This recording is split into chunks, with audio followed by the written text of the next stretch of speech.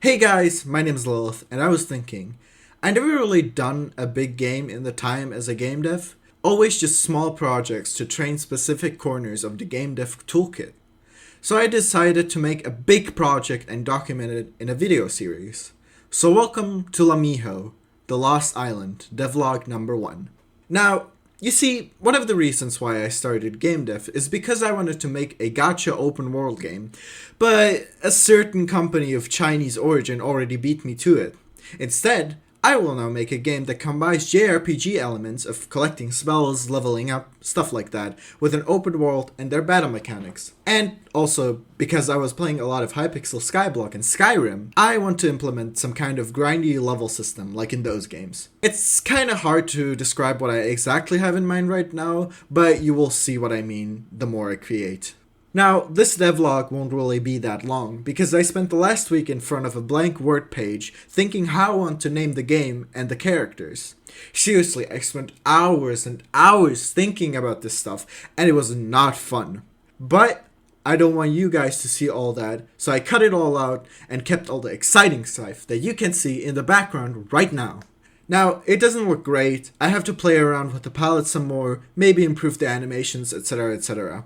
I just wanted really quickly to throw something together so I can more clearly visualize what I want to do. Now, honestly, I'm kinda lost at this point. There's so many things I want to do and I have no idea where to start or end. So I was thinking really hard about it and I was like, let's do the thing that I've never done before. So I started on an inventory system. All of my hatred as a human being combined into one thing. Sorry about that. Anyway, I watched Blackthorn Prod's 2-part Unity inventory tutorial because I can't be bothered doing it myself. 2 days it took me to gather all the willpower, and then I watched the first video, and then when I started watching the second one I realized, hold up, I won't be actually using items, I will be using spells. Which means I can't watch the tutorial anymore. Which means I have to code it myself. No.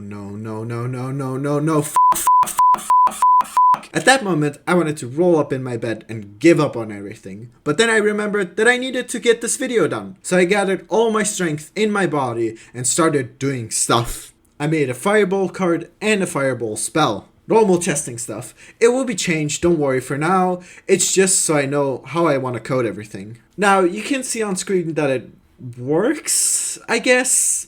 Listen, I just tested a lot on how I want to code it and everything, so I didn't make the fireball actually do something, but that will be something I will do later.